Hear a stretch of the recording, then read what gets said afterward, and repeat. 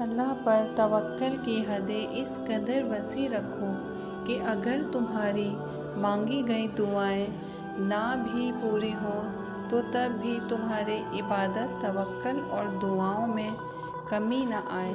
بس آپ کو یقین رکھنا ہے کہ جو اللہ سے مانگ لیا جائے وہ مل کے رہتا ہے، پھر وہ آپ کو وہاں سے دے گا کہ آپ حیران رہ جائیں گے انشاءاللہ۔ پریشان مت ہو، اللہ آپ پہ آپ کی طاقت سے زیادہ بوجھ نہیں ڈالے گا۔ یہ وقت بھی گزر جائے گا انشاءاللہ، پھر آزمائش کے بعد اللہ بے شمار نعمتیں اور آسانیاں عطا فرمائے گا۔ مایوس مت ہونا اللہ سے، نہ وہ سب اچھا کرے گا انشاءاللہ۔ صبر کر کے دیکھو، کیا پتہ اللہ کی بھی وہی رضا ہو جو تمہاری ہے۔ اگر تمہیں معلوم ہو جائے کہ تمہاری ہر تکلیف کے بعد تمہارے لیے کتنی آسانیاں لکھ دی جاتی ہیں تو تم کبھی بھی اپنے حال پر نہیں روگے۔ بہت جلد اللہ تمہیں اتنا نوازے گا کہ تم خوش ہو جاؤ گے انشاءاللہ۔ تمہاری کہانی اس لیے یہاں رک گئی ہے کیونکہ اللہ چاہتا ہے کہ تم اس کا اگلا حصہ خود لکھو۔ جسے تم تاخیر سمجھ رہے ہو وہ دراصل دعا کا موقع ہے۔ تو پھر اٹھاؤ ہاتھ اور اپنا نصیب بدل دو۔ بس اب تھوڑا انتظار اور اب کن کے معجزے ہونے کو ہیں۔ لوگ کہتے ہیں ہوتا وہی ہے جو نصیب میں لکھا ہو۔ اللہ پاک قرآن میں کہتے ہیں تم مجھے پکار کر تو دیکھو، میں نصیب بدلنے پر قادر ہوں۔ سبحان اللہ۔ قبولیت کی نشانی جب مانگنے کی توفیق وہ دے رہا ہے تو کیا قبولیت کی یہ پہلی نشانی نہیں لگتی تم کو؟ تہجد کی قیمت پتہ ہے کیا ہے؟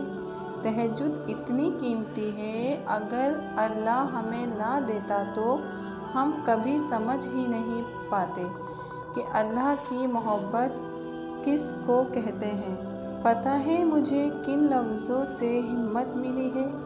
ان لفظوں سے مجھے بہت ہمت ملی ہے، یعنی تمہارا گمان بھی وہاں تک نہیں جا سکتا جہاں سے اللہ وسیلے بنا دے گا۔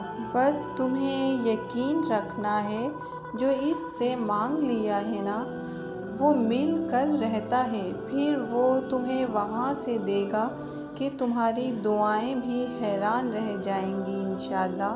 پتہ ہے صبر کا پھل کیا ہے؟